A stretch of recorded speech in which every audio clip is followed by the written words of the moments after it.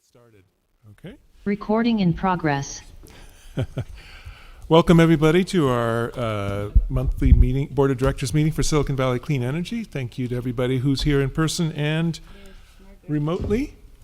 And if I stall, we'll have a full complement up here.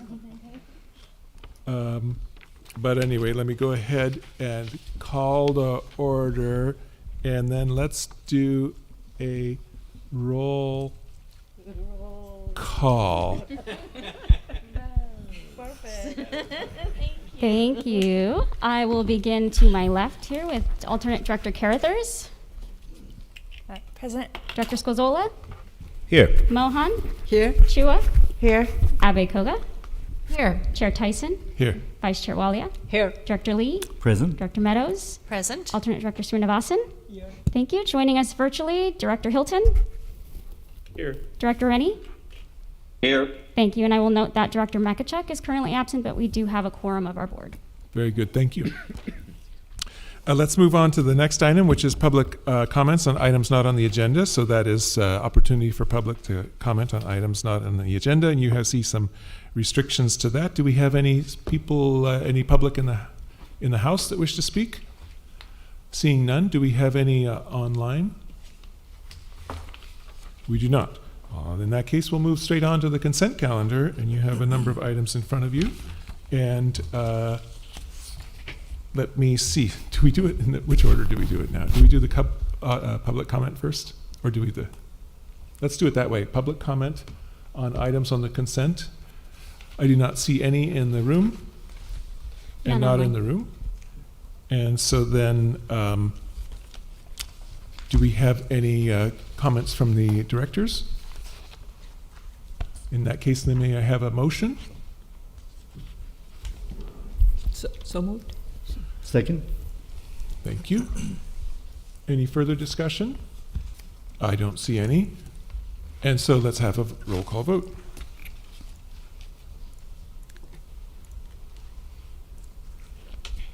Thank you. Chair Tyson.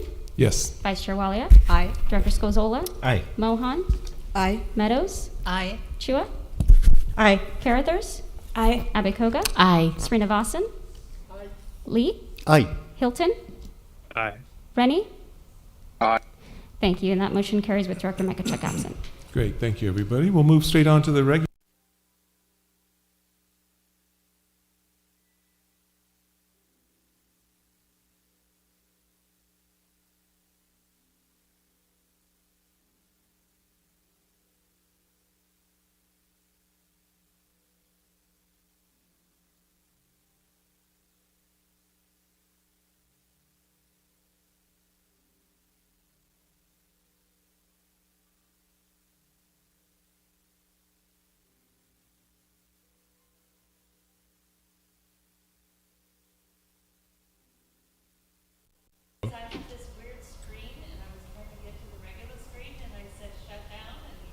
Oh.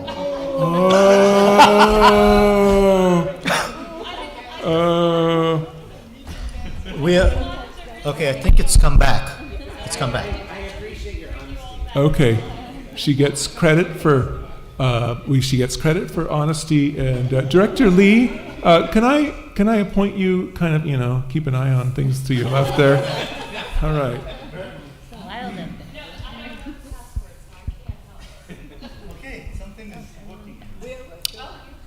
All right, Director Rennie and Hilton, we had a minor technical glitch.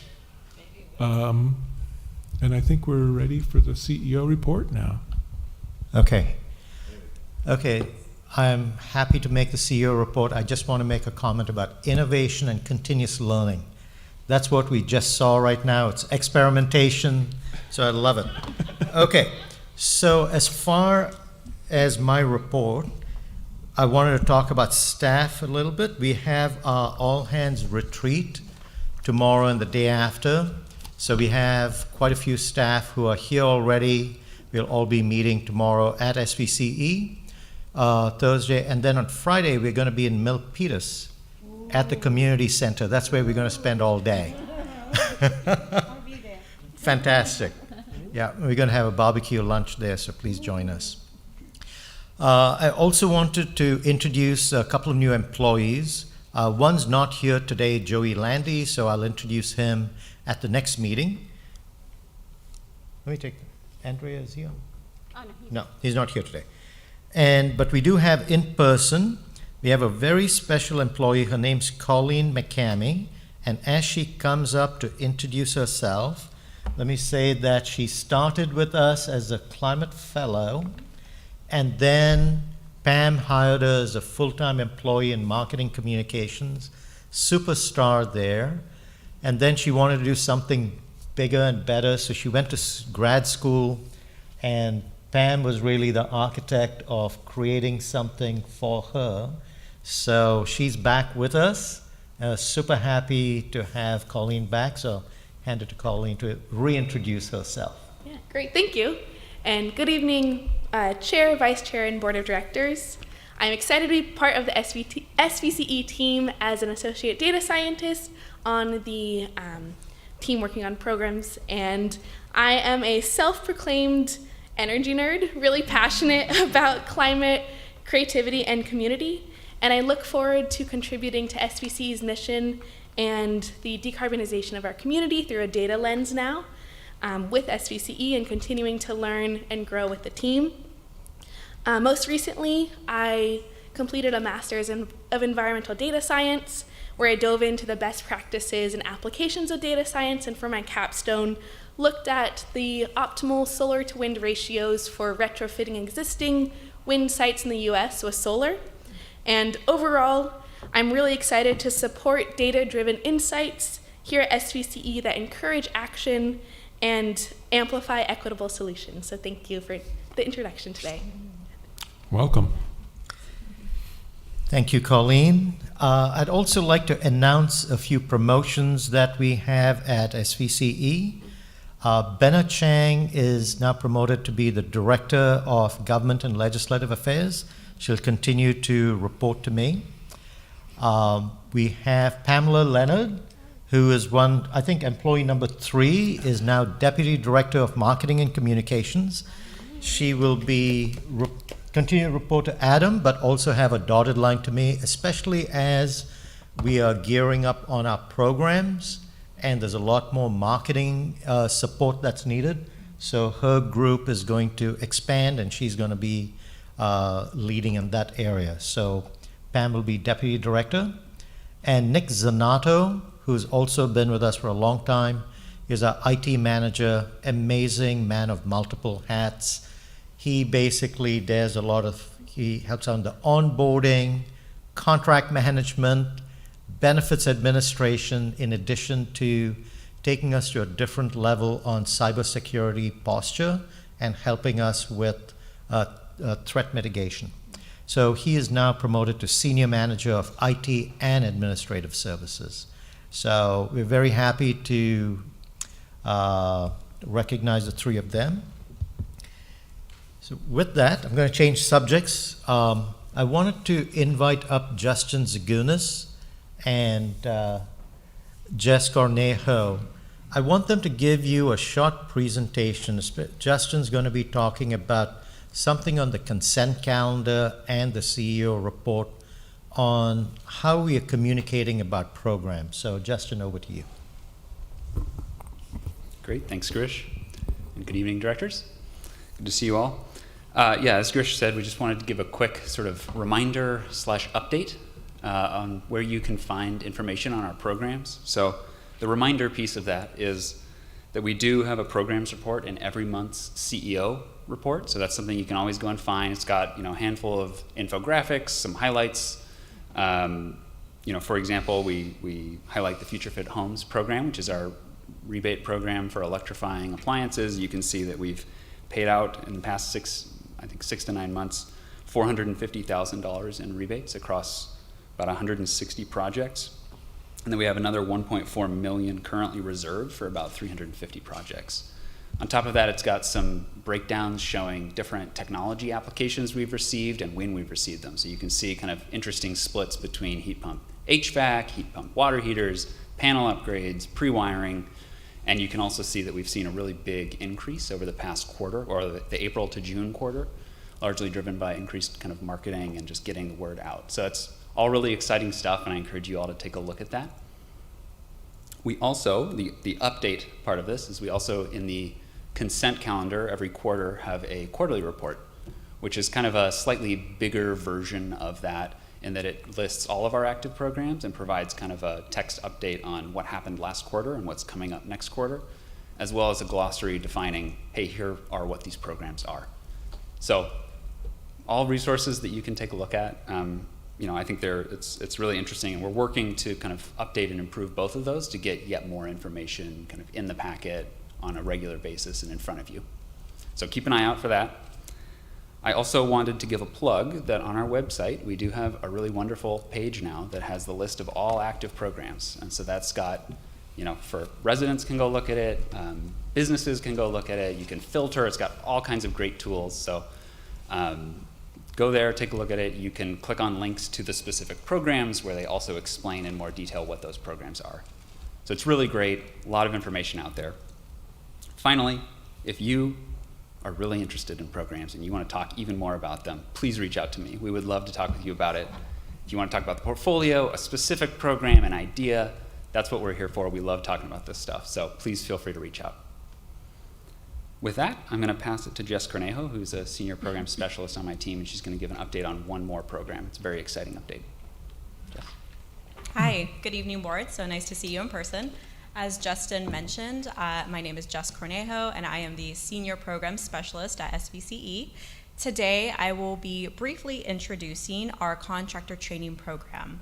So to start, in spring 2020, the board approved COVID-19 response funding, which included $1.7 million dedicated to workforce relief efforts. Those efforts have transitioned into our contractor training program, which is titled Future Fit Fundamentals. So this course is an online program focused on all electric building practices and is designed to familiarize our local contractors with the latest in building systems, such as our favorite heat pump water heaters, as well as heat pump HVAC systems. The course aims to prepare contractors for the growing demand of these appliances, as well as prepare them for the transition to an all-electric future.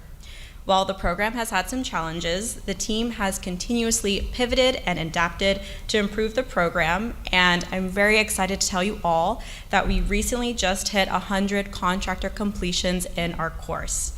So today I am very excited to show you 2 testimonials from contractors who participated in our course. So with that, I will pass it to Andrea.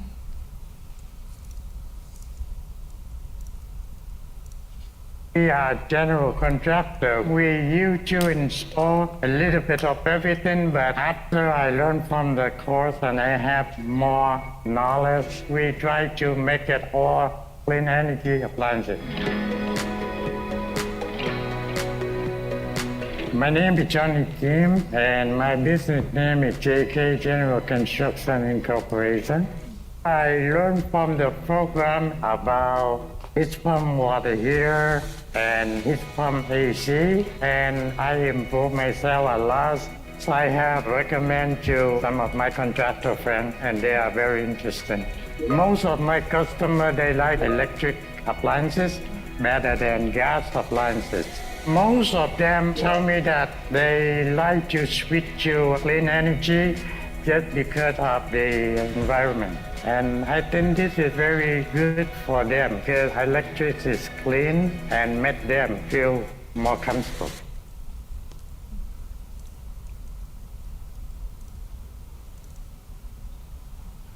So I have heard a lot of clients move in a direction to electrify, and clients are ecstatic of installing these systems because they're more comfortable in their home, and they're also doing their part in reducing the carbon footprint.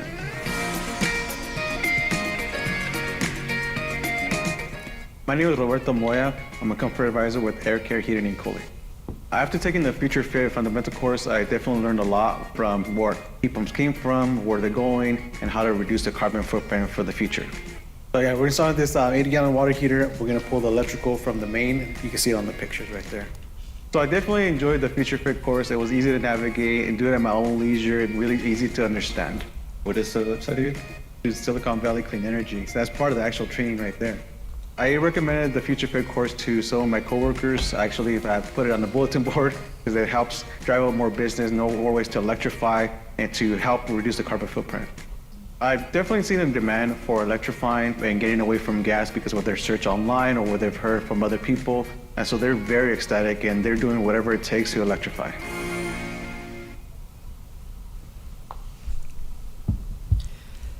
Thanks, Jess. Thank you, Justin. And we're planning to have a study session or workshop where we'll talk more about programs. So as Justin said, please do take advantage of his invite to, if you want to delve in deep, we'll do one-on-one sessions with you, and then of course we'll do some broader updates with the board. And that's the end of my report, Chair Tyson. Great. Well, thank you, Justin and Jess. And by the way, in May I had a heat pump HVAC system installed at my house, and I found the rebate process to be a simple one with Silicon Valley Clean Energy. And the best part and the bottom line is the check did not bounce. So I'm good. I'm good. And so, do we have any questions or comments from the board on the CEO report? Let's start with Director Scazola. Yeah, well, I, for one, will definitely be reaching out about programs. I'm, a big fan of the programs, and I really want to go in depth. I'm glad that we're all going to hear about them at some point. I'm looking forward to that presentation. I'm loving the numbers steadily going up. I think the marketing's clearly working, just based on the numbers I was seeing. And I'm hoping that there's going to be the snowball effect as more people learn about it, they tell their friends, and I just think we're rolling now, It really feels like that to me. And I love that you have a page dedicated to programs now. That's huge, I think. So thank you guys for thinking of that. Thank you, Director. Let's go, I had Vice Chair Walia, and then we'll go Director Meadows. Thank you. I am beyond thrilled at all the efforts that have been made along the programs field, not just to make the programs happen, because that has been happening for quite a while, and people before me on the board, staff members, everybody has been working on that. What I'm super thrilled about is the conversations we have with staff. You listen to us and you make things happen. So the website changes, putting everything out there in a comprehensive manner, it spreads the message, it helps us point our residents in that direction, and it really takes SVCE much further along in the mission because of the multiplier effect we can have from that. And it's beyond words for me. I'm super thank you, excited, looking forward to the workshop, and thank you all. Thank you, Pam. Thank you, Girish, Justin, and the whole team.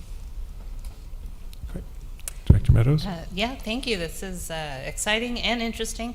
I just wanted to suggest, and of course any of us can share links with our staff, but I think that with the front desk people who see the contractors coming in, and they're in there to work with permits, if you had a one-page handout, they're not just picking up our design guidelines, they're also picking up this training. That's where your audience is going to be, and so we could each circulate that to our front desk staff who will see these contractors. So I think that'd be great. Nice idea. Director Abikova. Thank you, Chair, and thank you, Girish and staff. I'm really excited about especially the Future Fit fundamentals. I've been talking, for quite a while about the need for workforce development, and when we talk about the just transition, just actually putting some effort into that, not just talk. So I really appreciate this program. I was just wondering, 100 folks is a lot. I think it's a really good number. What would you say is, and I appreciate Director Meadows' suggestion, but what would you say has been the most effective way to get the word out to have gotten 100 Let me folks? ask Jess Cornejo to come up, because she's managing the program.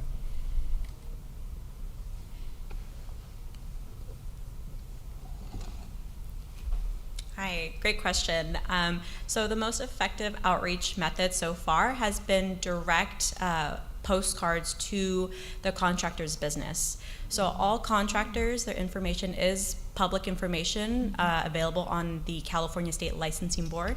So we essentially pulled contractor information from our service territory and have been essentially sending program invitations to sign up for the course through that method.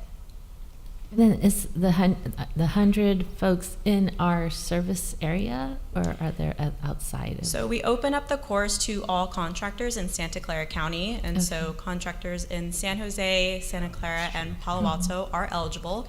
As we understand, contractors, they work in a regional effort all across the Bay Area. So the program team, it was recommended, and we understand the importance of catering to contractors and ensuring that we offer this program across the county. Great. Great. Thank you very much. Director Chua? Thank you, Chair. Do you have a stat on how many contractors per city? Do you have that? Per city, I don't have the information handy, but we did pull it from the state licensing board on each of our service territory. The course is open to general contractors, plumbers, solar installers, as well as HVAC installers as well. And so there are 4 or 5 different types of contractors that we have been targeting just based on course eligibility. But we can certainly provide those information, especially for Milpitas. Yeah, that would be good for Milpitas, because we're going on the pipe. We have a seminar for contractors, specifically for contractors, on how to do business in Milpitas, because we're trying to encourage them, and I think the Future Fit, we probably should collaborate and include that as well, because that's perfect. So you'll hear a lot more from me on this program, and thank you so much. This is amazing. We're all excited here. So thank you, Chair. I don't see any. Oh, there we go. Director Mohan. Hi, I wanted to echo all the nice things the other directors have said, but I wanted to sort of rain on the parade just a little bit. A few months ago, we had someone come and expressed, the gentleman expressed his frustrations with the process, that it wasn't as easy as he expected to get a heat pump installed in his home. So I'm assuming that some of those problems have been taken care of, and I wondered what actions you actually There isn't any raining on the parade, so he's going to talk about it. Oh, can you hear me? Okay. Yeah. Great follow-up question, and essentially what we did was we did follow up with the gentleman who had raised the concerns and sort of the challenges that he had experienced.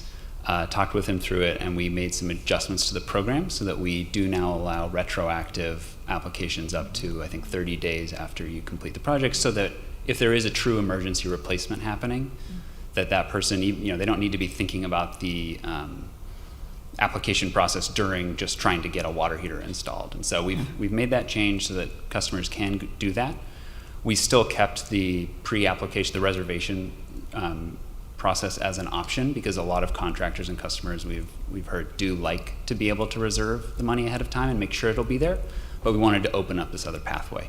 So we've made that, and we've reached back out to, I think there were 3 customers where they kind of fell into this time range potentially, and so we reached back out to them, including the gentleman that came in, and have moved forward their applications so that they will be receiving the rebates.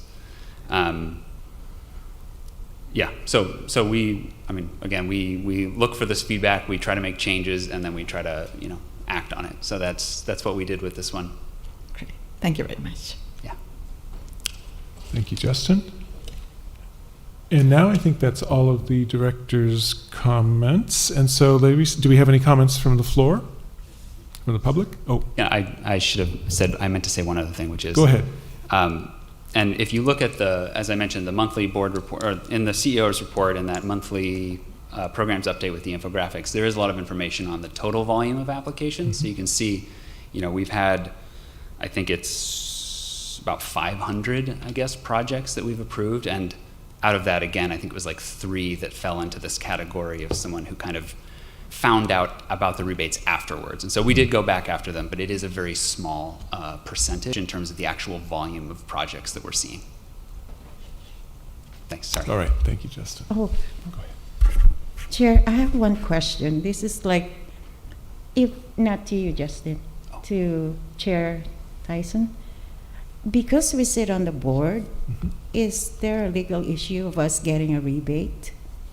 I hope not, because I just announced that I I know, got that's one. what, that's what I, because I was thinking about that. I said, oh, is there a legal issue? A general practice would be something that's available broadly, is Okay. accessible to the people that are approving it. And somebody, if that's wrong, don't tell me. Please tell me, because I think I brought this up with our consul, and he said, oh, I have to look into it. But I heard you got a rebate, so that's good for me. Chair Tyson? Yes, please. We'll follow up on that. I Okay. think just from my experience, we don't think it's a problem. Pretty sure it's not an issue, but we'll follow up to make sure. Okay, I don't want to get you into trouble. Too late, too late. Thank you. I'm sorry. Oh, well. Thank I can be you. a poster boy for something, I guess. All right. Were there any comments from the public? I do not see any in public person, and we don't have any. So thank you, CEO Girish, for that report. And we'll move on now to item number 3, which has to do with a couple of power agreements. And I believe our COO, Padilla, will be speaking.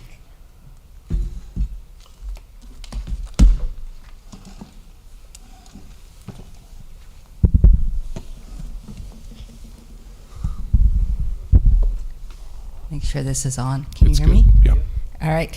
Good evening, directors and Chair Tyson. I have with me today Zach Lesky, who is our Senior Manager of Power Operations. And together we're going to present to you an opportunity to delegate authority to our CEO to execute 2 contracts needed mostly to meet some procurement requirements. Do I have the clicker? All right. So just to give you a very high-level view of these contracts, there are 2 contracts. The first one is called Grace Orchard Solar 2, and this is a solar-only resource needed to help meet our RPS requirements. The second one is called Yellow Pine Solar 3 Standalone Storage. We get no solar, we're just procuring the standalone storage, and this resource is needed for various purposes, including resource adequacy, midterm reliability procurement order requirements, and also just to add value to our portfolio. These resources can also help meet, in addition to our general requirements to meet our customer loads, specific requirements under our clean energy non-standard pricing program. So I'm just going to set the stage for what we're asking, but Zach is actually going to present because Zach, along with Bob Tank, who is a contractor of ours, did all the negotiations that led to us being able to bring these 2 resources to you. But here, in a nutshell, is what we request in the staff report, and we'll go over this again at the very end of the presentation. But once again, we're asking for you to delegate authority to the CEO to execute these 2 separate contracts as defined both with Grace Solar and Yellow Pine, and it's essentially for Grace Solar, a 120 megawatt contract representing about 331 thousand megawatt hours per year of RPS, or what we call Portfolio Category Content 1, PCC 1 eligible resources. This is the prime RPS resource for a term of 15 years, with the start date we believe to be around July 1st, 2027. Through June 30th, 2042, with the total dollar authority granted to the CEO not to exceed $286 million for that particular contract. The second contract, again, Yellow Pine Storage, is for 115 megawatts of clean capacity, but we can take up to 120 megawatts, so an additional 5 megawatts contingent on some efforts that the developer of this resource is undergoing right now, for a 15-year term with an expected delivery start date of August 1st, 2025, to go all the way through July 31st, 2040, for a dollar amount not to exceed $420 million. And just to kind of put those two contracts into perspective of what we've done so far, we've made significant progress toward meeting our long-term clean energy goals and now clean energy capacity goals as well. We've executed to date more than $2.2 billion, but we have $2.2 billion in active PPAs, or power purchase agreements, right now, consisting of a variety of different types of resources: solar, solar plus storage, wind, geothermal, standalone storage, long duration storage, and portfolio of resources geothermal. And so that's 17 PPAs with a total of over 1,000 megawatts of executed nameplate capacity. So to put that into perspective, we peak at about 1,000 megawatts a year. So that's a lot of clean capacity. When all these resources that we've executed so far come online, they'll represent about 58% of a long-term renewable portfolio standard for SVCE. So that's almost, that's quite a significant amount of renewable resources through long-term contracts. And we currently have 7 projects that are operating in what we call the California Independent System Operator, or the CalISO, or on the grid. And currently that represents about 33% of our annual needs for our customers. So these are resources that are very complicated to operate in the market, but we have a great staff operating these resources and a great staff to also negotiate and execute contracts. So just a bit of background here. When we go out for these types of resources, they're generally under a request for proposal process. So we issue a solicitation with very clear stated goals and requirements. For this particular RFP that we issued back in November of 2022, we were seeking resources that could meet our RPS requirements, so our Renewable Portfolio Standard, our IRP requirements, which has specific greenhouse gas emission targets, including in our IRP that the board approved back in the fall of 2022, a target to achieve a pretty aggressive RPS of 75% by 2030. To meet midterm reliability procurement orders as directed by the state of California. These are orders to accelerate the development of clean energy in California, part of it to meet some of the requirements that Diablo Canyon Power Plant produces in terms of clean capacity right now, but others is just to get us to the big goal of 100% clean by 2045. And we specifically sought resources that could provide resource adequacy counting capability for our portfolio. This is a compliance product that is required of all load-serving entities like SVCE. And as far as technology, we sought all types of technologies, wind, solar, geo, but we were particularly interested in carbon-free resources paired with standalone storage, because those are resources that we know can help us get to our 24/7 goals in the future, should we develop them, and also fit very well with the midterm reliability procurement order. We specified a commercial online date as soon as 2024. We didn't see anything that could do that as far as a new resource. And because we have this requirement to execute long-term contracts under Senate Bill 350, we set a minimum term of 10 years.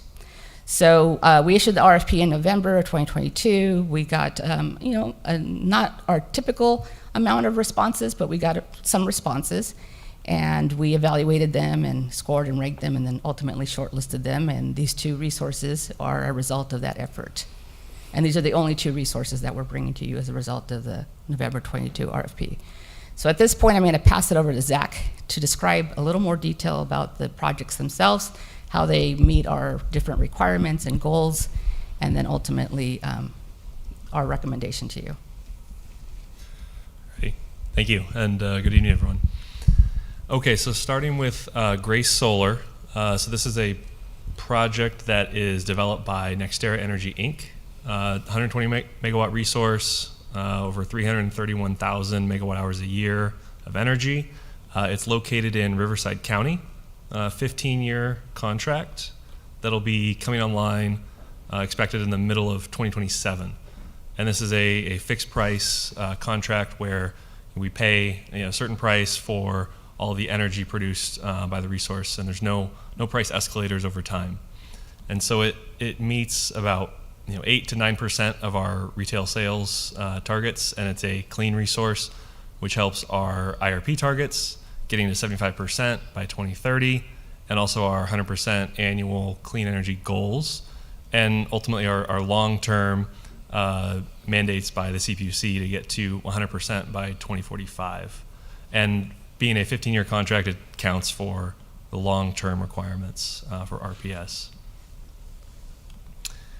So this resource, in this chart here, we show it stacked on top of our current portfolio outlook over the next 10 years. So the shaded section is the contribution of GRACE in megawatt hours by year. And so you can see the other resources in our supply stack and where GRACE starts fitting in. And you see in those dashed lines, there's an SB 100 target. So that's what the state that's a state mandate for renewable portfolio standard. And then the kind of tighter dashed black line is our agency RPS target. And you can see that GRACE is helping us, get to our goals. And as we hit 2030 and jump up to 75%, this resource does a good job of stacking and getting us there. And so obviously more procurement to do, but this is takes a big chunk of that need. And in terms of compliance with long-term RPS mandates, so Senate Bill 350 requires that 65% of the RPS that we procure, it has to come from a long-term contract, which is something greater than 10 years. And so Grace Solar is really going to help us out in compliance periods 5 and 6. So the compliance periods, they're generally multi-year, 3 to 4 year timeframes where we have to have a certain amount of RPS delivered.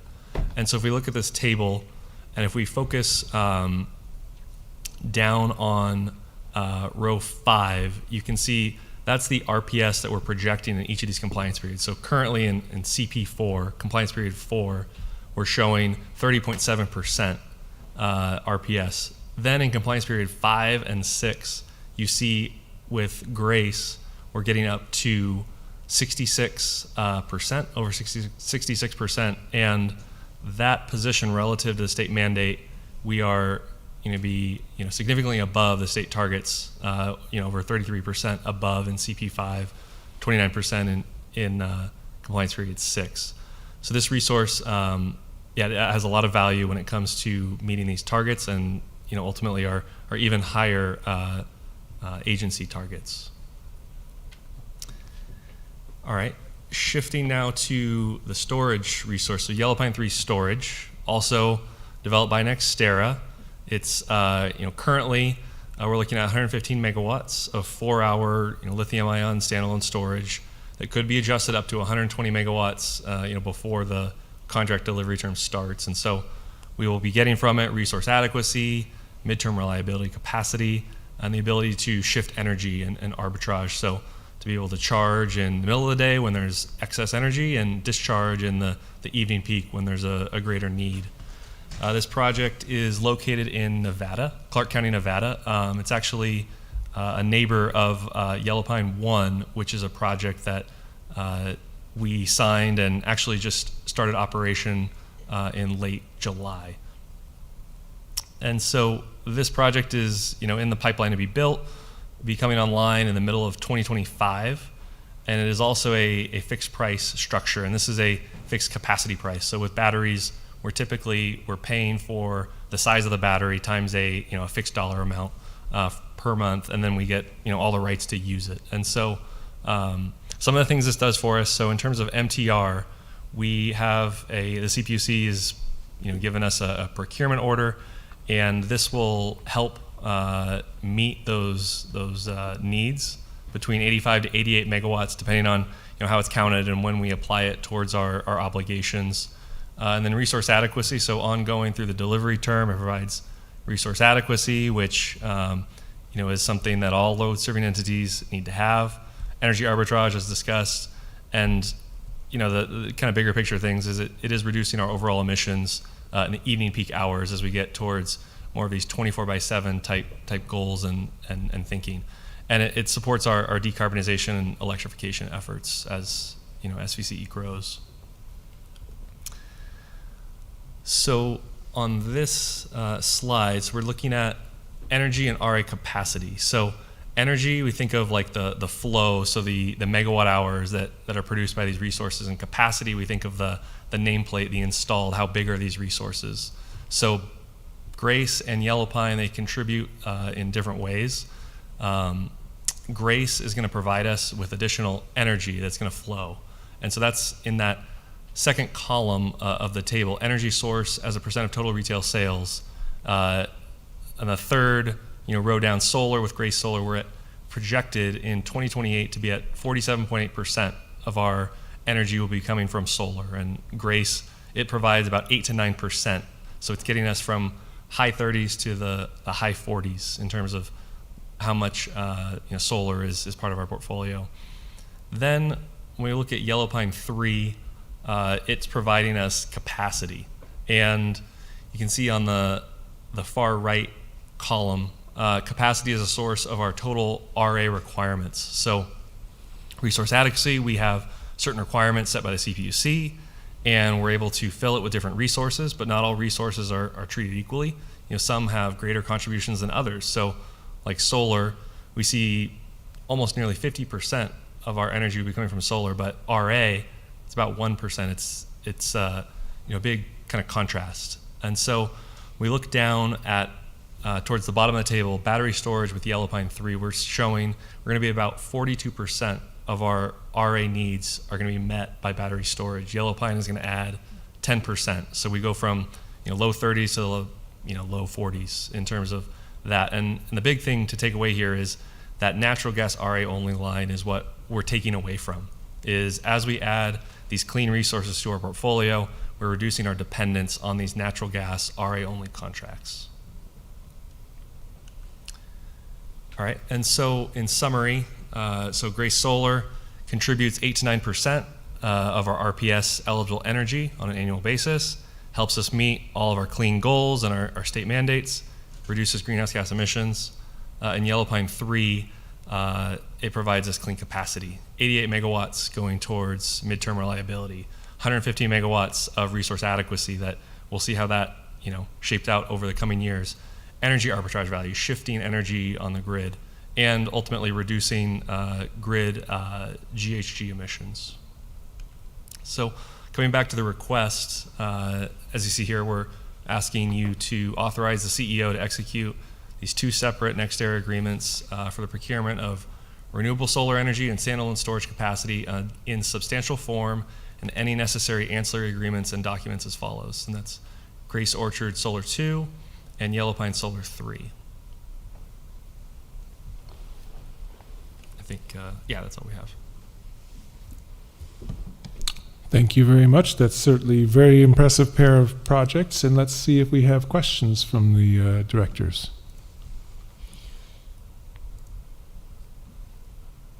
I'll go ahead. I noticed that you said you had 2 projects after the RFP that you chose, and that's what you're presenting to us. So how close was number 3? How good were these compared to the next good ones?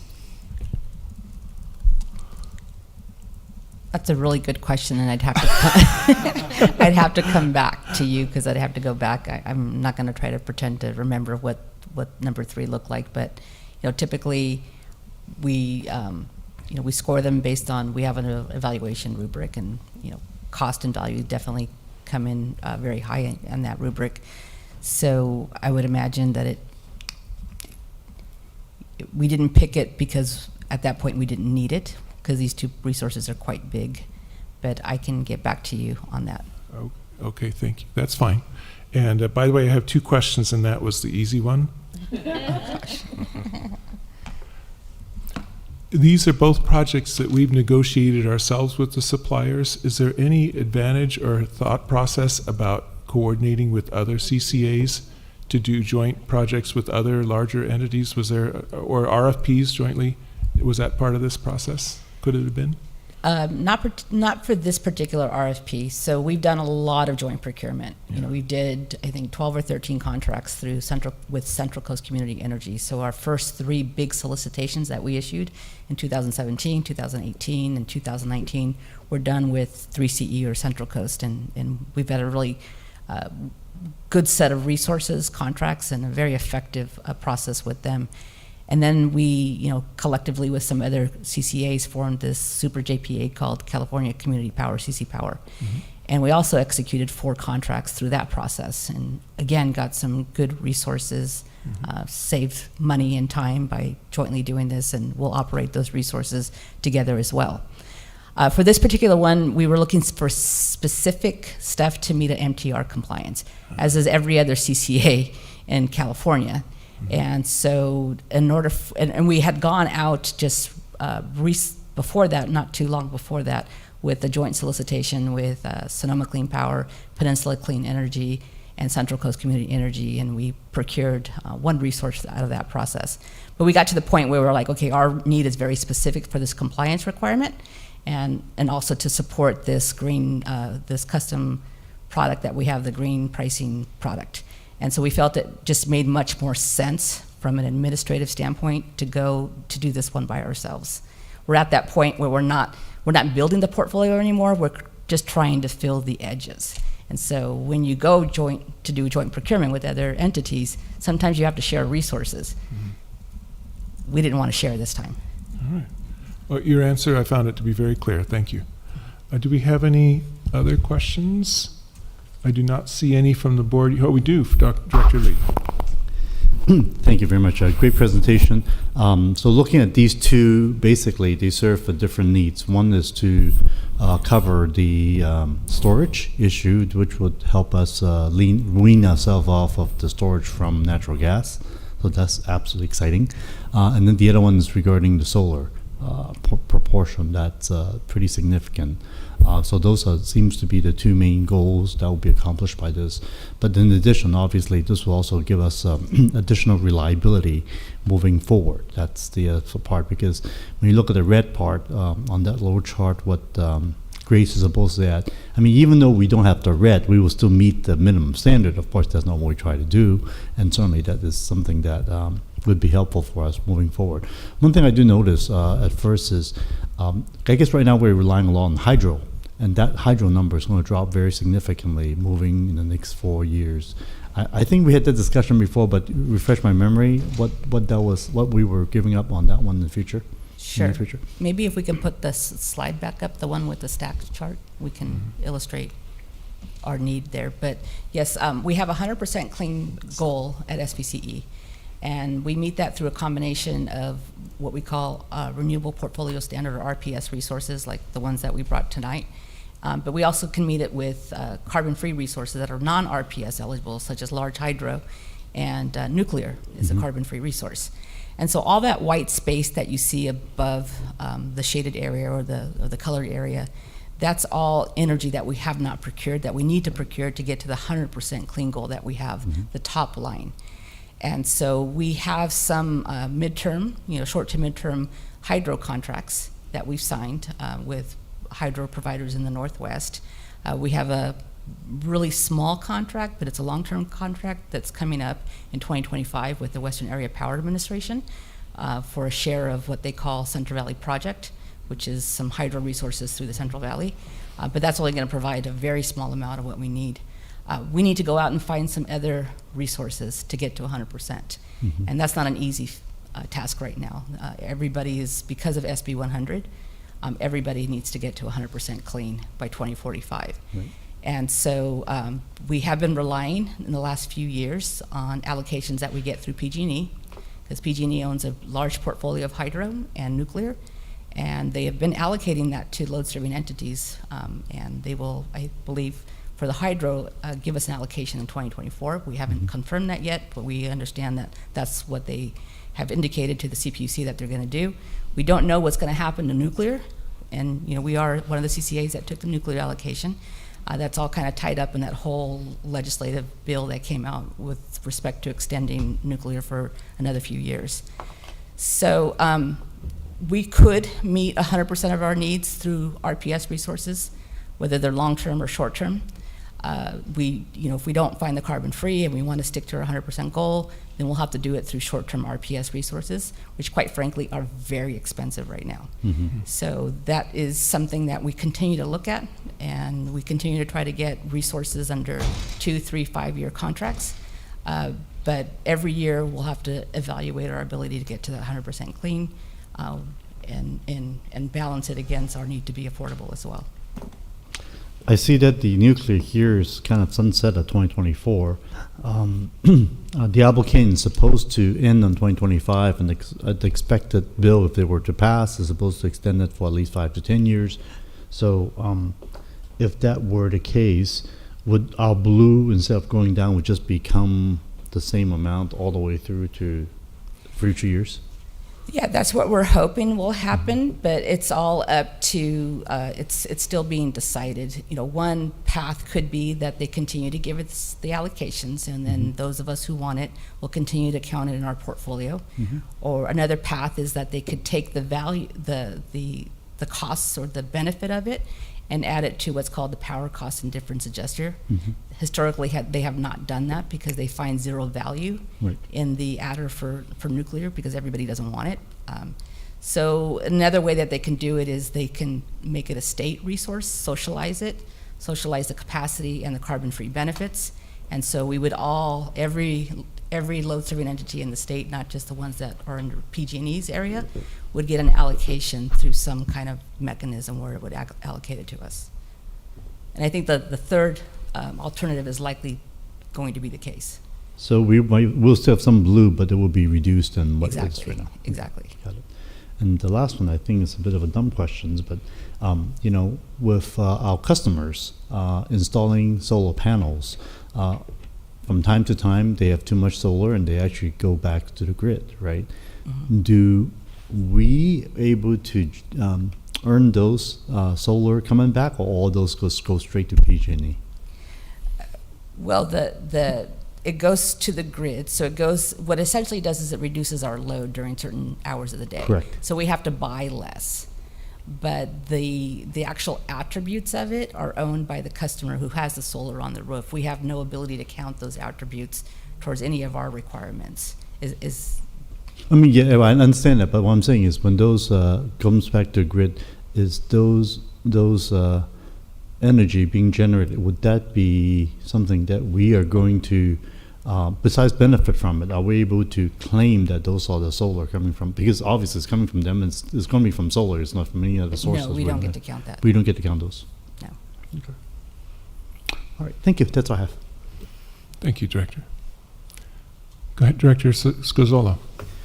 Yeah, so I was thinking maybe those of us on the legislative ad hoc committee, maybe we should start pressuring our Congress members, be like, hey, what about those alien technologies, some of that good, clean energy? Can we get some more information about that? That might help us. I'm about 10% serious on that. Okay, that's good to know. It's an idea, yes, that's right. All ideas are welcome. I don't see any hands raised here, so I'm going to say thank you, directors. Do we have any comments from the public? I do not see any here. And do we have any online? I do not see any. So now I'm looking for a motion. I'll make a motion to authorize the CEO to execute the 15-year power purchase agreement with Grace Orchard Solar and the 15-year energy storage service agreement with Yellow Pine Solar 3. I second. Thank you, directors. Let's go ahead with the vote. Thank you. Chair Tyson? Yes. Vice Chair Walia? Aye. Director Scozola? Aye. Mohan? Aye. Meadows? Aye. Chua? Aye. Carruthers? Aye. Abekoga? Aye. Srinivasan? Lee? Aye. Hilton? Aye. Rennie? Aye. Thank you. That motion carries with Director Makachuk absent. Great. Thank you. Thank you, staff. Thank you. Good night. Let's move on now to item number 4, provide feedback for the fiscal year 23-24 proposed operating budget. And I believe we've got our CFO, Mr. Amrit Singh, coming to the front. Good evening, directors. I am going to go over the proposed budget. So this is a continuation of our discussion from the last board meeting. If you remember, at the last board meeting, we went through the framework for creating the budget. So using that framework, the assumptions that we shared with you that we'll be making, we created this proposed budget. We have also thoroughly reviewed this budget with the Finance and Admin Committee last week, and also a preliminary budget with the Executive Committee in the month late on June 23rd or thereabouts. Okay, so I'll go through the agenda. So the purpose today is to present the proposed budget so that the board, when we come back to the board in September, it's a very short meeting, and we take all the feedback that you give us today and we incorporate that into the budget. So when we come back to you in September, it's a short meeting and the board is ready to approve the budget, and we can start our fiscal year starting in October with an approved budget. So today I'll go over the proposed budget. I'll start with the key highlights of the budget. What are some of the key takeaways and main points on the budget? I'll review the proposed budget forecast, how the numbers look for the year. And then I'll go through some of the key components making up the forecast. I'll go through revenue projections. The biggest highlight of the budget is the uncertainty in forecasting revenues, and I'll go through that. We'll talk about the power supply cost, which is the biggest cost item in our budget. It's more than 90% of our budget. And then we'll talk about other operating expenses, namely the increase in staffing, the merit and COLA adjustment, and the annual transfer that we do to our programs budget. And then we'll review the reserve targets. If you remember, in June, we went through the stress test analysis, and we said that using that analysis, we were going to revisit our reserve targets in how much reserves we should be withholding to withstand model stressed events. Okay? So let me go through the timeline. We're in August 9. As I said, we are presenting the proposed budget. We'll incorporate any feedback the board gives us. We'll come back to you in September meeting for a final approval of the budget. And then as we do every year, we will basically revisit the budget in March when we do a mid-year adjustment. Because we deal with very volatile commodity, power supply, which affects not only our revenues, but the market prices of power, how it affects PCI, affects our revenues, and also power supply costs. We need to do adjustments in the year to true up and make future forecasts. So we'll do that again in March of next year as well. Okay. So the key highlights of the budget, we're looking at a potentially positive year. But results are very uncertain. But before I go into that, let me just tell you that the current fiscal year that the fiscal year ending in September, at mid-year we had projected that we'd be contributing to reserves somewhere around close to $74 million. And our latest projections show that we will be contributing, we'll be meeting that target and most likely exceeding that. So this is going to be a record year for us. And actually from a financial position, because we haven't spent all our program dollars, from a financial perspective, not taking into account the actual spend of programs, we're going to end the year probably more than 100 million or so in contributions.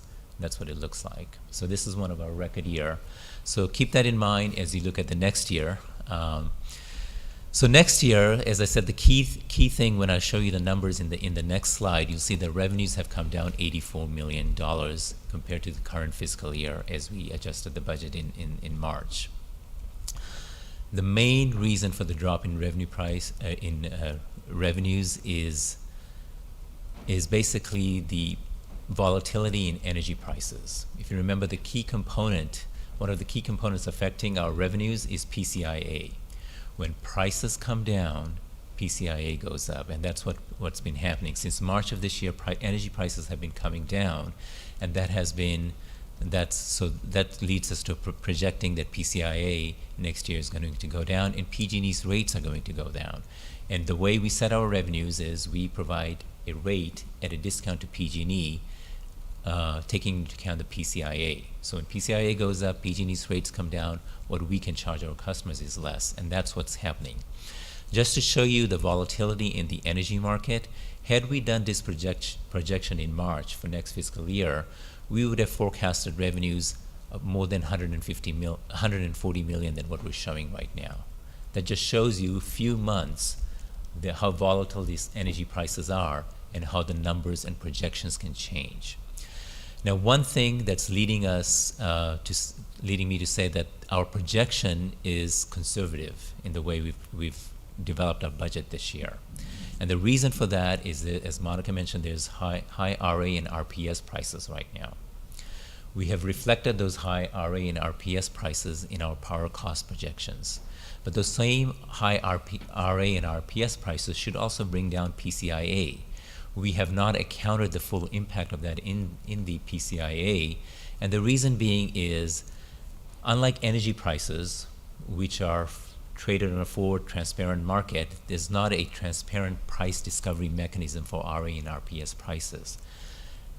In absence of that, what the CPUC does in projecting PCIA and setting PG&E's rates, they come up with a market price benchmark sometime in the fall of this year, will come out in fall of this year.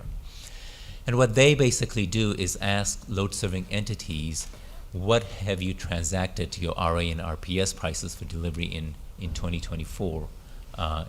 And basically, based on that collection of data, they will publish an MPV. We have no way of projecting where parties have transacted for the RA and RPS prices. So we've used prices that were supplied to us by a reputable consultant, NewGen Consulting Services. As you remember the budget framework discussion, we went through how we use their model and how we calibrate it to the results we get from PG&E. So we've stayed with that model, and that model is very much in alignment with PG&E's projections that they put out for rate forecasts for 2024, rates for 2024, the forecast that came out in May. So that also shows that PG&E is using somewhat similar lower RA and RPS prices for market price benchmark, but we believe that the actual price that the market price benchmark the CPUC will publish is probably going to be higher than what we've used. So holding other things constant, assuming energy prices don't come down further, that variable alone should help increase our revenue projections. So there's some upside there, but again, it's very, very uncertain. So we want to be somewhat conservative in the way we're setting the budget, and I'll explain the implications of that when I talk about additional spending. On our power supply costs, you'll notice that when I go through that, you'll see that it's relatively flat for last year. And the main reason for that is while lower energy prices does help, higher RA and RPS prices does not. And then we're also projecting load growth from current fiscal year, as we're projecting we will have made full recovery from COVID. So load is going up, so that's increasing costs. Energy prices is coming down, so that's bringing costs down. RA and RPS is bringing up. All in all, that leaves us at about cost about the same level as we had for last fiscal year, or the current fiscal year. So that leads us to a contribution to reserve of about 7.7 million. Now, customer discount. In setting the budget, we're proposing that continue with so remember the current fiscal year starts October and goes through September, end of September of 2024. So for the remainder of this year, the October to December, we're saying let's keep our current customer discount of 4%. We don't want to introduce a rate change in the middle of the year.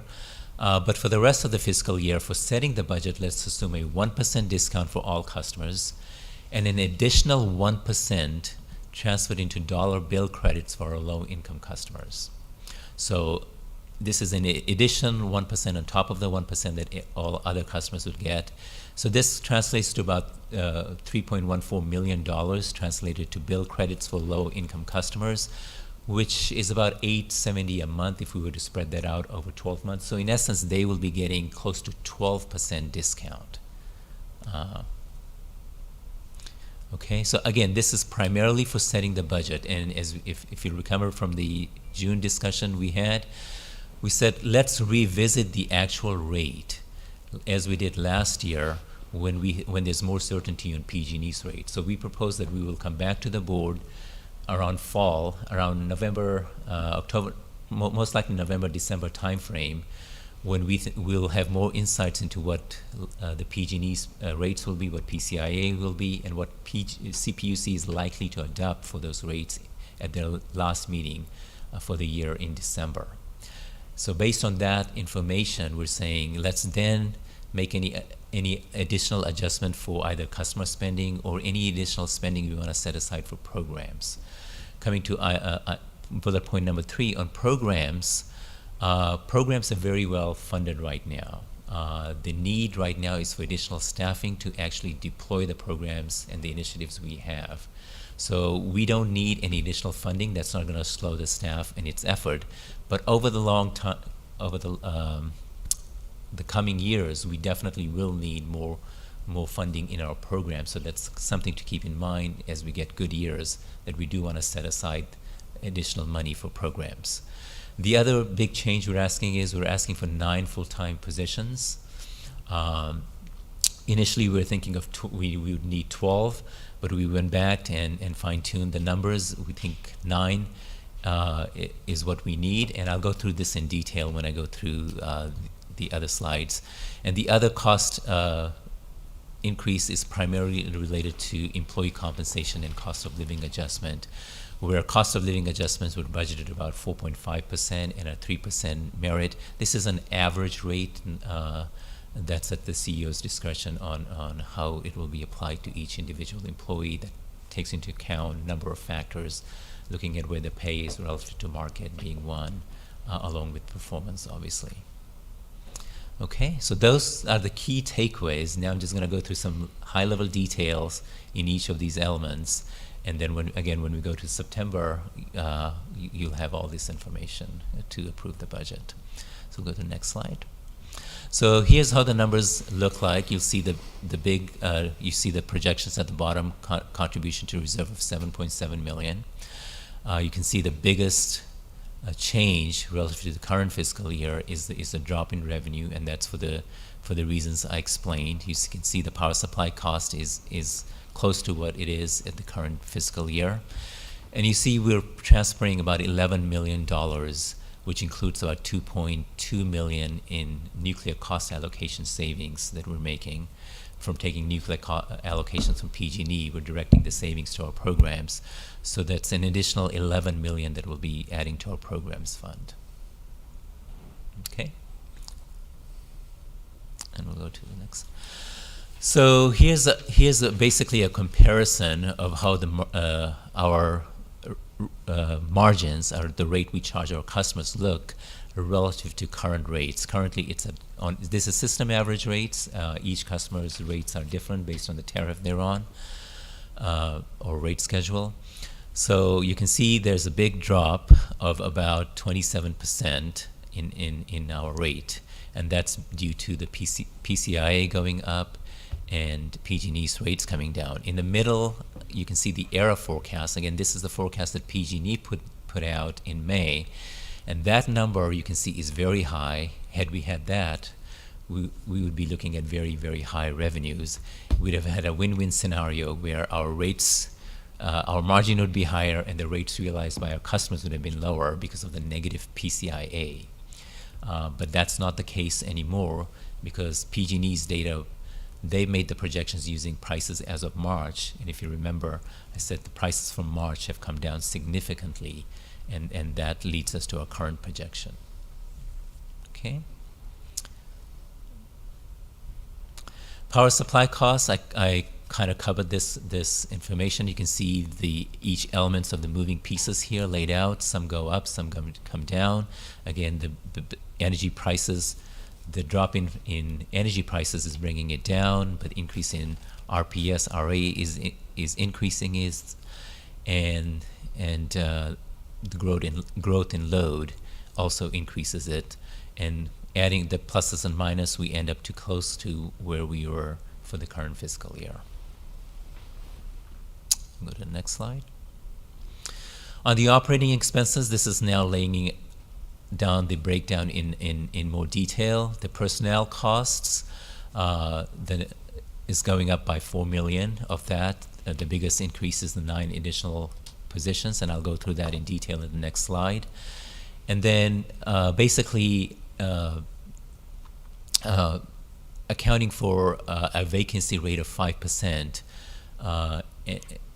relative to the current, when we adjusted the current fiscal year budget in March, we looked at actual vacancy. We obviously had higher vacancy rate.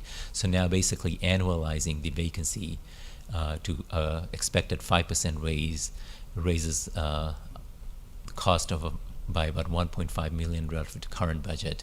And then the COLA is increasing cost by 500,000 and merit by 300,000. And then we have other additional expenses in marketing and G&A and professional services of about $680,000. Now all of these have the 5% contingency built into them. And one thing I'd like to mention is that at this point we have not made any changes to our benefits package that we offer to staff. We're going to continue to look at adjustments to that benefits with particular emphasis on benefits that promote employee retention. So we may come back to the board with some suggestions in those or approvals for some benefits package improvements that we're thinking about right now. Okay, and at the bottom, as I mentioned, we're transferring in the programs dollars, and the 3.14 million for customer bill credit is we're representing in the budget item as a separate line item. Go to the next slide. So of the 9 additional staffing positions, now I'll say the 9 positions is the increase in headcount from what we had in the last fiscal year. So we are currently at 44. We have 7 vacancies, but last year we were authorized at 49. So you're probably asking where's the 2 additional coming from. So of the 9, 2 positions, one of them has actually already been filled, and that's Colleen, you met earlier. And that position was filled through the CEO Personnel Authority, which, as I listed on the slide there, gives CEO the authority to increase positions as long as it's within the approved budget and doesn't exceed the authorized number by 10%. And the other position increase from CEO Personnel Authority is a position for Senior Regulatory Analyst. We has expected to fill this position last year, but we have to swap this for another position, and we're filling these 2 vacancies, these 2 positions right now. Well, one already being filled with Colleen, and the Senior Regulatory Analyst currently being filled that we're recruiting actively.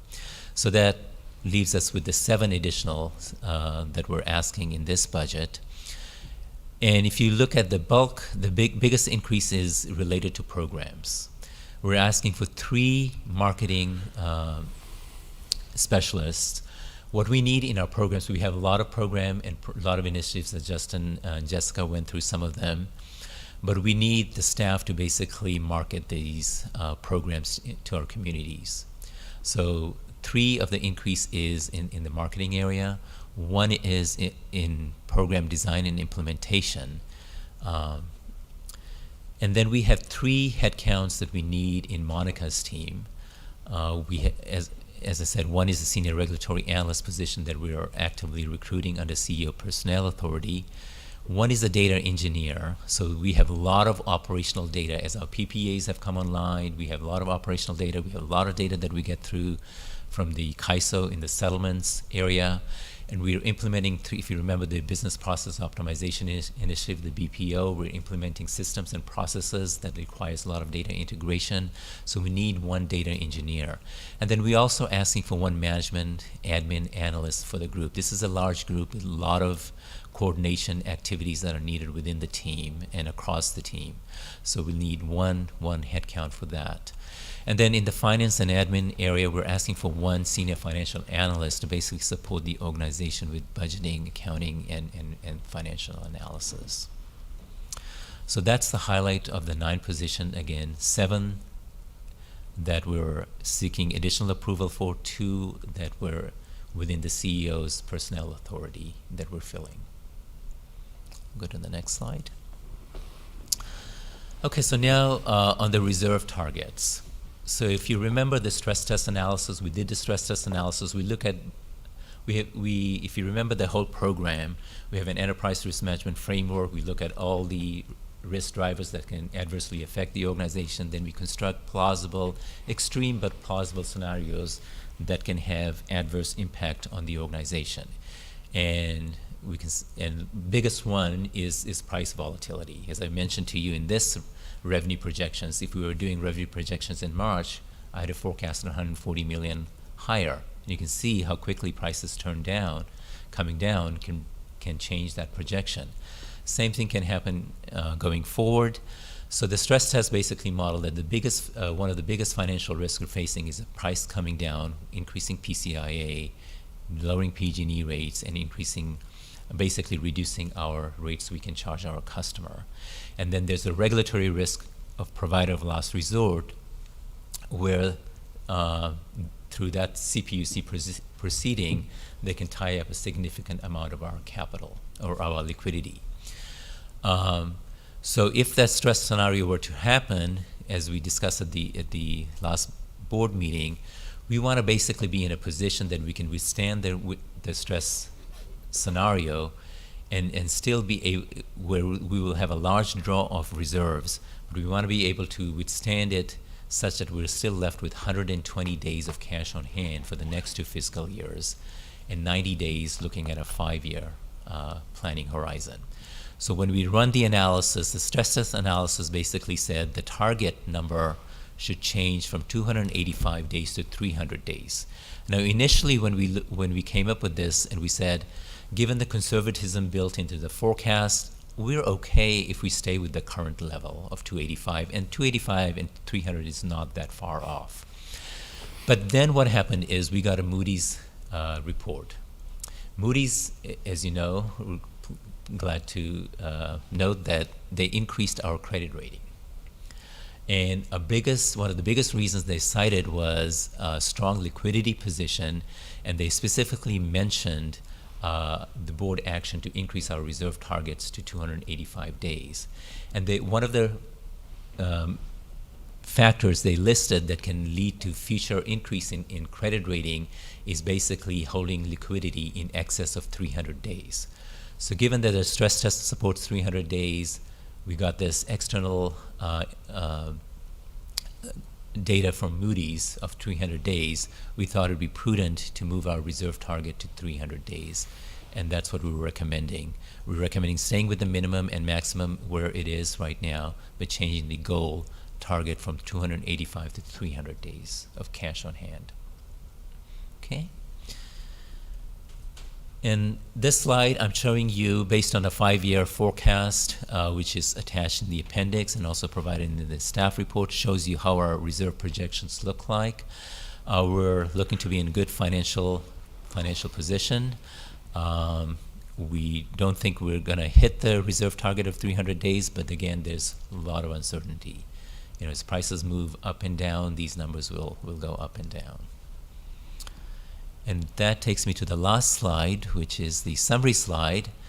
Again, in summary, it's looking to be a positive year. There's a chance that it could be even better than what we're projecting, holding other things constant.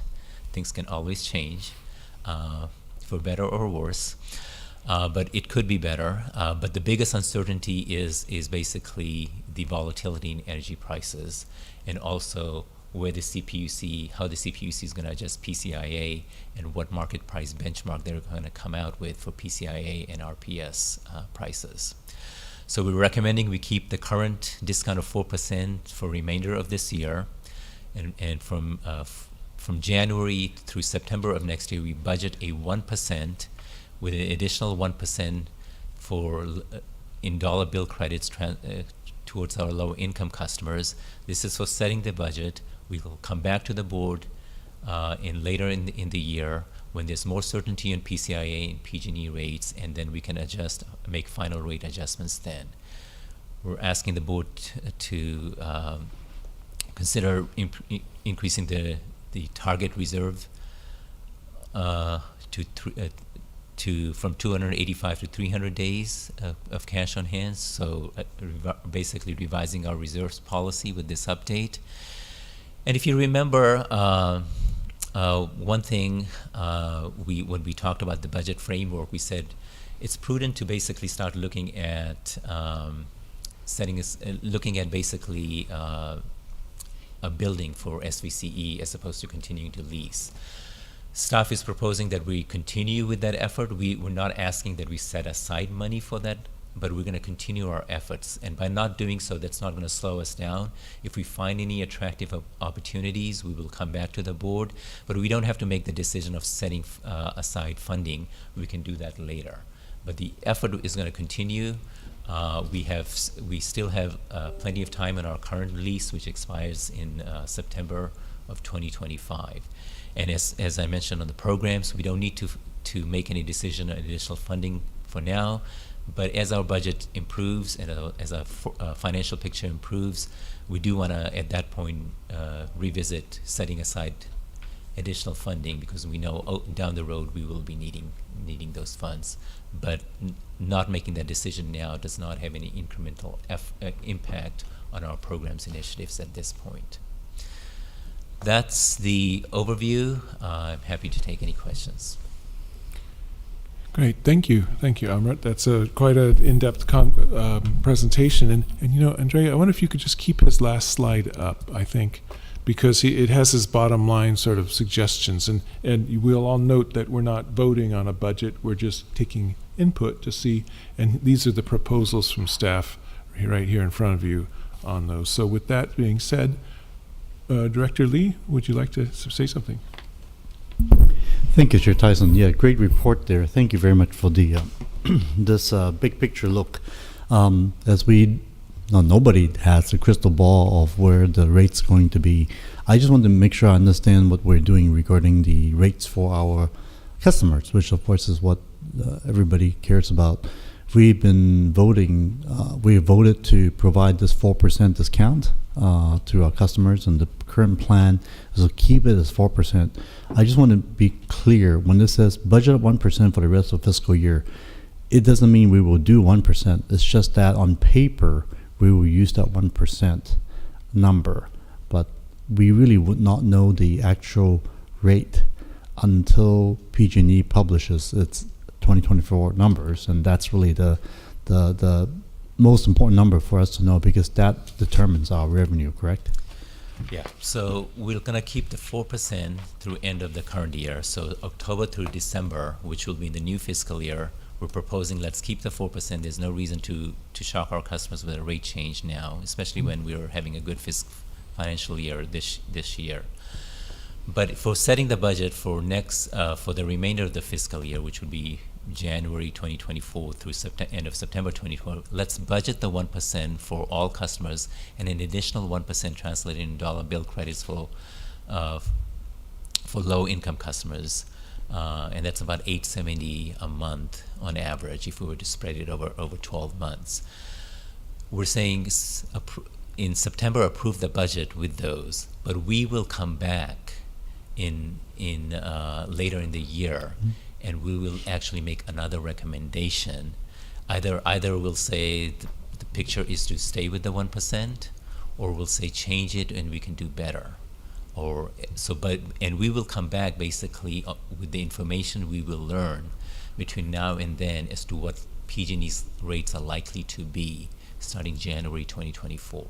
We'll have information at that point because PG&E will make an updated ERA filing, and we'll get indications as to what CPUC is likely to approve for PCIA and PG&E gen rates. Right. So if, let's say, our expected numbers of being 1% is what actually happened, then in that sense, it's still not clear how that would affect individual customers, because if PG&E rates goes down, but then our discounts also went down, right? Because it's squeezed both ways. So at the end of the day, the rates for the customer will probably be still fairly similar. Is that The correct? rates will go down. If you look at even our projections we're making, Right. customer rates are going down. If the projection holds as I presented it today, their Mm-hmm. rates will go down by 27% from what we're charging now. So the customer rates will go down. Regardless. Yeah. So in that sense, if our discounted rate from PG&E's is only 1%, from the customer's point of view, even though it went from 4 to 1%, but the actual rate that they're paying actually went down. That's Will what go you're saying. down, yes. I think that's such an important point, and we focus very much on how we stand with respect to PG&E, but let's look at what the customers are paying. Exactly. I think Yes. you've Exactly. narrowed that down to say, Right. if our discount is less in the context of much lower rates, I don't see the complaining. I don't see the upswelling of reaction. Right. To So that. even in our way of looking at things, oh wow, we have a smaller discount. The reality, the customer will be paying less. Very so good of course, point. that's what they care of. So that's the point I want to clarify. Thank you so much. Number one. And two is by increasing our goal of the reserve target from all the way to 300, certainly it would improve our credit rating. But I guess we're at the highest rating now, right? Since this, no, not yet. Okay. Oh, no. How far are we off? Oh, there's millions. Oh, there really are. We're at we have two credit ratings. We have S&P that rates us an A, which is about two notches, I believe, 2 notches higher than where Moody's. Moody's is more conservative. Ah. And this is even after they've upped us one. And we would like them to move further because the Right. rating affects Our rates. our Borrowing rates. our liquidity position in a Mhm. way, because if our ratings are higher, then the counterparties require less collateral. Yep. CAISO requires less collateral, which improves our liquidity, and then our ability to transact with counterparties and get good offerings. Exactly.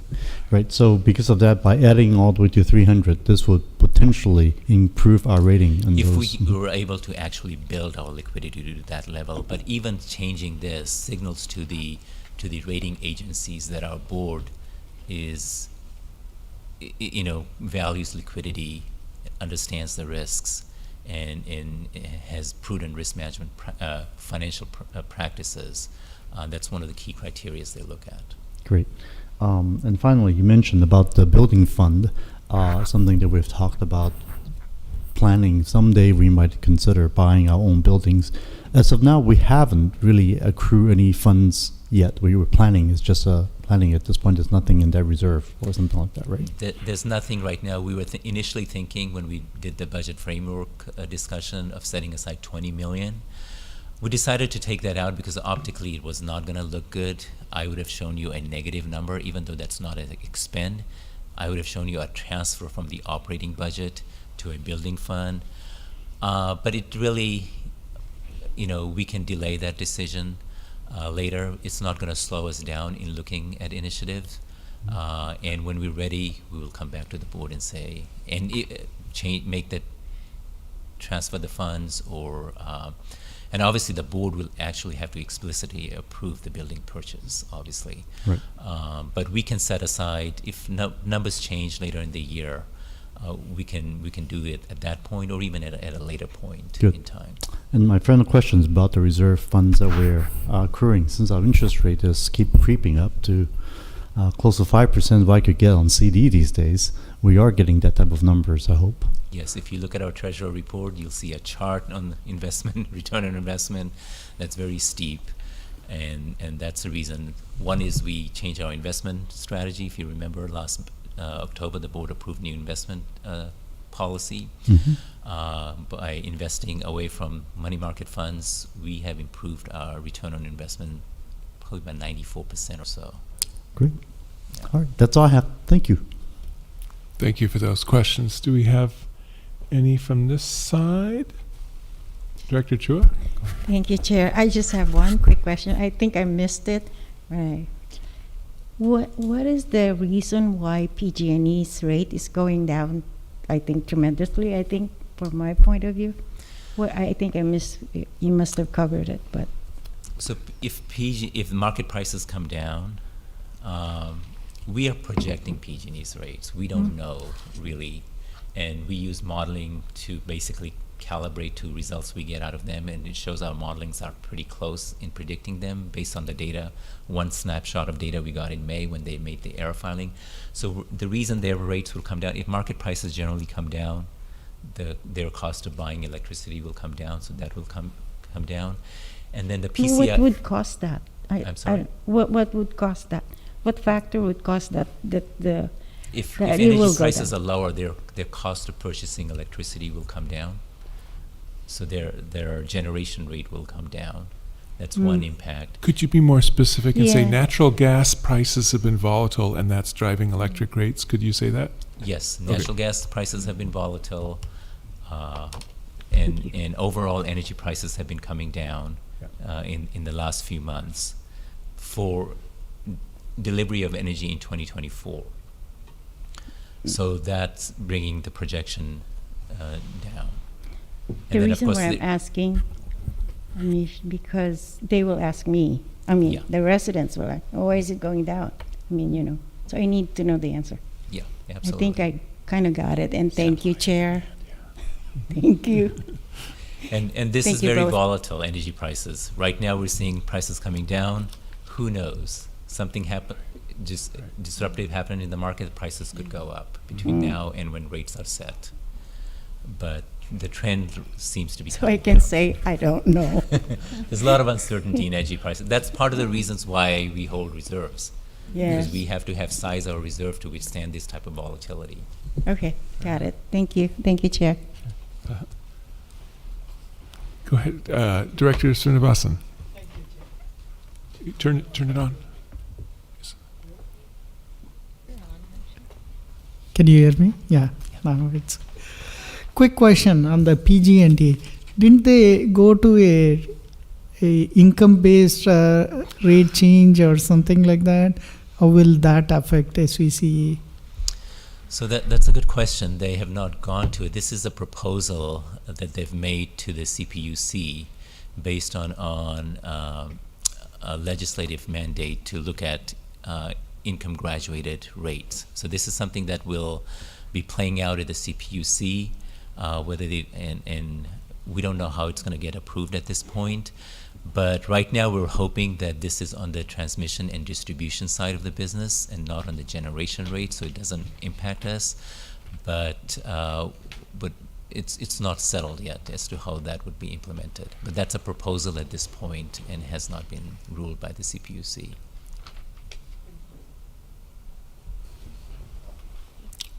I don't see any here, and now with the slide up, I can't see if our directors who are remote, if they have, there we go. I don't see any hands there. Okay, all right, good. In that case, let's move to the public. Do we have any public comment on this presentation? I do not see any in the room, and we don't have any online. All right. So, Amrit, did you get what you were looking for in terms of Yes. feedback? Yes. Okay. All right. With that, thank you very much. And that concludes item number 4. Thank you. We'll now move on to board member announcements and directions on future agenda items. Do we have any announcements? Director Meadows. I want to announce that today Los Altos and SVCE had a joint press release about our thank you for the grant. Do I thank myself as a director? Mayor says thank you, Director Meadows, and Director Meadows says thank you, Mayor. Anyway, sorry, I'm just confused this evening. So the press release talks about the grant for the cool pavement pilot, and so we're going to start that downtown, a block on State Street next week. And we'll probably have some other locations that get it as well, but this is a community resilience grant, I believe, if I have the wording correct.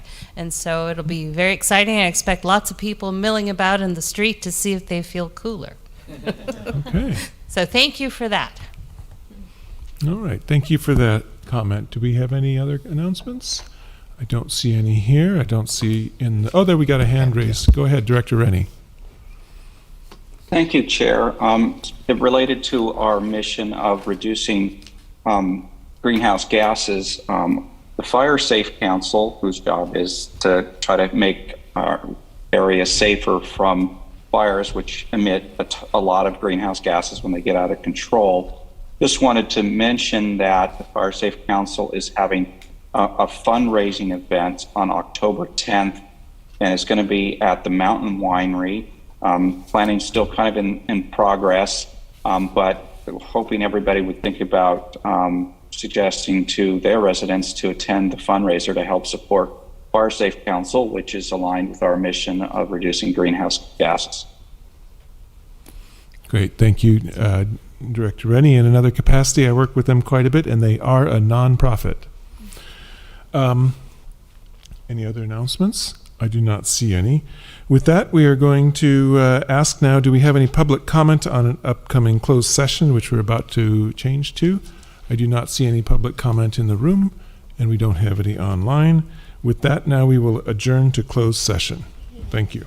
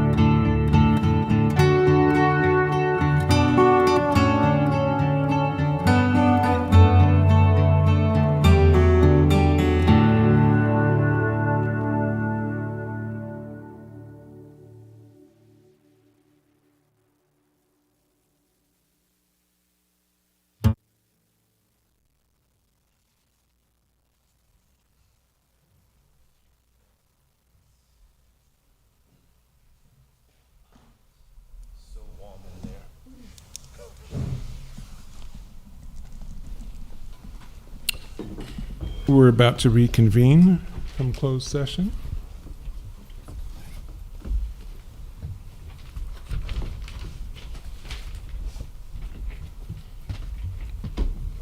Thank you for your patience. I don't know, do you turn on the recording again? We are still recording. Okay. All right, thank you, everybody. We're returning now from closed session, and we have no actions to report from closed session. With that, I hereby adjourn our meeting. Have a good night, everybody. Good night.